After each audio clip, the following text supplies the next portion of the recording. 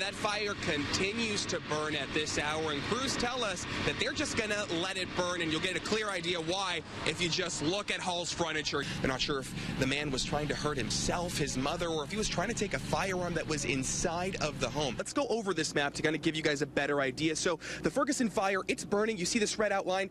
Everything inside of here, that's where the fire is burning. There was a pretty large response to this, and that's evident by all the vehicles that are left just right here at the end of the street. As it's gotten lighter, we've been able to count at least 7 of them. Now, I'm going to ring this right now, so I would like to apologize to the city of Visalia if I'm waking you up. I am so sorry, but here we go. If your mouth wasn't watering before, it sure is now. Just take a look at all this delicious food, the epitome of what fair food should be. I got some practice in, I will say. I was a little nervous when I got on the water, but I feel a little more calm now. That man was shot in the face, and police say the suspect actually fired multiple times. Just because the rain is, lightening up doesn't mean that road conditions are going to immediately change. So right now, if we take a look through our dash cam, you'll see roads, they're slick. Police say the man here in the Nike sweatshirt, he was the one who knocked Rodriguez into the roadway. They say the woman over at the far end, she was the one who was driving the vehicle, and the other 3 suspects here were in that car as well. Bulldogs, or in this case, perros chatos. They got their little frame. We're representing here in the audience. We're having a good time. Joined by Pete here, Army veteran, 93 years old, and you know what? He comes to every football game. I was laying awake in bed, just petting my dog, and I heard this explosion. 2 days into the new year, and Dennis Francisconi has lost nearly everything, including his dog. Everything I have is sitting there in ashes. Tuesday morning, his Westlake Park mobile home went up in flames. Filled up with smoke so fast while I was on the phone. The fire just rapid. I couldn't believe it.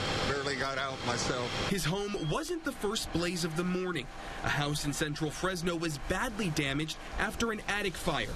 Investigators say the cause was electrical. Appears to be faulty electrical wiring.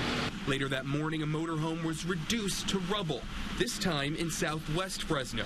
According to firefighters, the blaze was caused by a woman trying to warm up next to a candle. She lost her 3 dogs. So far this year, the Fresno Fire Department has received 192 calls. They responded to at least 5 home fires. We run a couple thousand fires a year of all different sorts or all different natures. But yeah, it's been a busy year so far. The first fire of the year took place at the Romaine Park Neighborhood Center in central Fresno. Investigator Jay Tracy says the cause appears to be arson. Someone went over and ignited the 3 porta potties. That there went up into extended up into the building. According to Tracy, staff is the same this year, but an increase this summer will help boost their firefighting efforts. As for Francisconi, his fire is still under investigation. He does say he's thankful for the fire department's quick response. In Fresno, Gilbert, Magallon, ABC 30, Action News. Scooby-Dooby-Doo, where are you? We got some work to do now. Scooby-Doo and the gang have packed into their iconic van, the Mystery Machine, and are patrolling the streets of Fresno. Their next big adventure involves Tim Perry, the man behind the van. You get people that you might pull up to and they look like they don't really have a happy day or something like that, and then they'll turn around and they see it and they start laughing or they throw up their thumbs and their kids are all happy. It's cool. I really enjoy driving it. From the bright blue and green paint job to its psychedelic flowers, it turns heads wherever it goes and leaves people in awe. I've had people follow me home. I've had a lot of people follow me home. I've had people turn around and drive another extra 5 miles just to go take pictures of it. It all started about 4 years ago with a 1973 Ford Econoline van. It was up in Wonder Valley and this guy had it, and I asked him like 4 or 5 times to buy it from him, and finally he sold it to me. Perry would drive it around town and people kept on making the same comments. So he took their advice. I was driving it around, it was yellow, and everybody said it looked like the Scooby-Doo van, and I told my friend about it, and he painted it for me. Soon came the funky interior, some art pieces, and other details. After 2.5 years, the transformation was complete, and the Mystery Machine was reborn. Perry takes the van to community events as a form of giving back. His next project includes painting a trailer with the same color scheme. He wants to hook it up to the van and use it to give out free snow cones and other goodies to people. In Fresno, Gilbert, Magallon, ABC 30, Action News.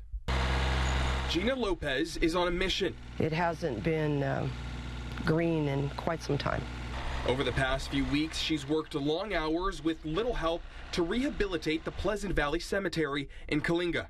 After running the tractor, I'll go home covered in dust and everything, but it's just so gratifying knowing that it's coming to, realization. She's not getting paid or doing it for praise. For her, it's the right thing to do. Going to different cemeteries and looking at how their loved ones are laid to rest, and then coming back and seeing this, I knew that it was something that I had to devote my time to. But it didn't always look like this. Alexis Ayala, who visits her daughter at Pleasant Valley, recalls a different time. It was beautiful. It was green. It was really well taken care of. That all changed when the drought hit. The cemetery's well failed and less money became available for upkeep. It's really sad, actually. A lot of people come out here and the environment, it's really poor. Now, Lopez is working hard to change that. She's secured donations and even got Chevron involved. We're tilling the soil and removing this so that we can reseed. She's still working on enlisting volunteers. So far, she has one. It will be grass, nice grass, well maintained, and it's going to be a cemetery. The goal is to add a steel rod fence and have grass throughout the entire cemetery by May of 2018. My Christmas will be after the 1st of January when we get that involvement, that check from Chevron. In Coalinga, Gilbert, Magallon, ABC 30, Action News.